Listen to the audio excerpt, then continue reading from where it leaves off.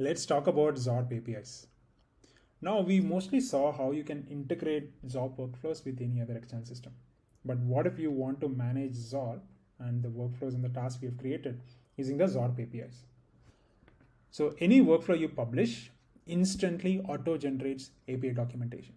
So go to the workflow, hit on this three dot icon, click on API docs.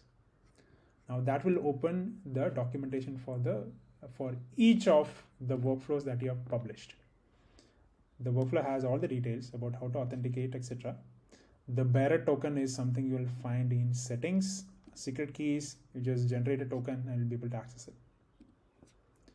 Now, going back to the API docs, you will have the API format and definitions auto-generated based on the changes you have done in the workflow and published. Every time you publish, the API doc gets auto-generated so that it is live according to the configurations you've made in your workflows.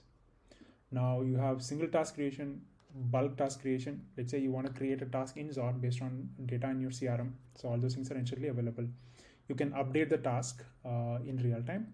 You can transit, not just use from your phone or use a desktop, but you can also transit the task using APIs. You can update your team slots, bulk delete task, or even find task. Not only that, you have APIs for managing your teams and you have APIs for managing your users.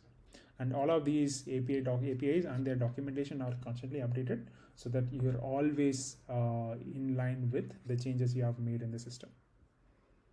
Hopefully this helps. If you have any questions, feel free to reach out to us by commenting below the video.